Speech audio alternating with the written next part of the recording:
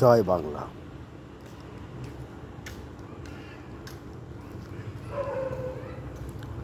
আপনারা দেখেছেন আমাদের প্রধানমন্ত্রী নরেন্দ্র মোদী পরপর 2 দিনই সভা করেছে। আপনারা বলুন তো, রাজ্যপালকে নিয়ে একটা কথা বলেছে কিনা মোদী? আর এই রাজ্যপালকে নিয়ে না সিপিএম কিছু বলছে, না কংগ্রেস কিছু বলছে। আমরা তো ভারতীয়, আমরা পশ্চিমবাংলার লোক, আর ভারতবর্ষের বাইরে না, ভারতীয়। আপনারা বলুন তো, যদি কোনো রাজ্যপাল অন্যায় করে তার কি সাজা হবে না জীবনও? সে কি অন্যায় করে পার পেয়ে যাবে? আমাদের এই ভারতবর্ষের আইন আপনারাই বলুন। তার রক্ষা কবচ কি? রক্ষা কবচ?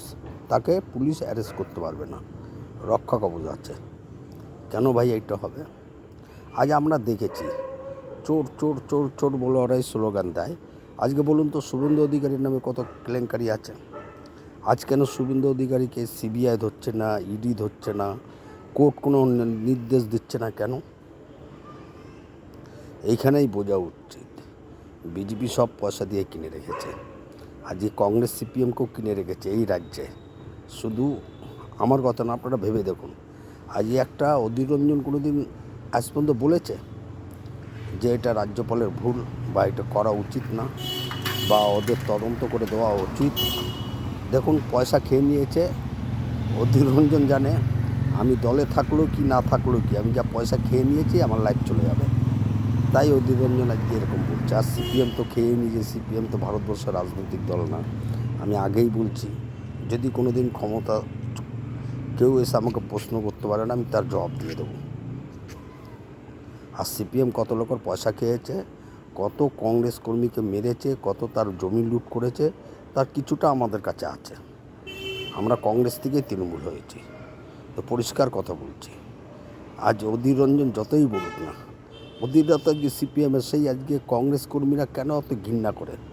আজকে কেন কংগ্রেসের ভোট নিচে নেমে গেল? আর সিপিএমের ভোটও কই? বামের ভোট রামে গেছে। এটা তো পরিষ্কার কথা। ওরা ধরে রাখতে পারেনি কেন? যারা এত হানাহানি করেছে সিপিএম আর কংগ্রেস, তারাই আজকে জোট করেছে। দেখেন, যারা কট্টরপন্থী সিপিএম অর্ধেক বেরিয়ে গেছে বিজেপিতে। আপনারা মিলিয়ে দেখুন আমার কথা মতন। আর সিপিএমের ভোটটা কই গেল, বা কংগ্রেসের ভোটটাই কই গেল? দেখুন তো, তৃণমূলও ভোট কিন্তু তৃণমূলেরই আছে। আজকে সিপিএম আর কংগ্রেসের ভোটগুলো কই গেল? এরা তো সব বললাম না, বামের ভোট রামে গেছে। আজকে বড় বড় কথা বলছে না, হ্যাঁ, যে সিপিএম বড় বড় কথা বলছে সাম্প্রদায়িক। কেন?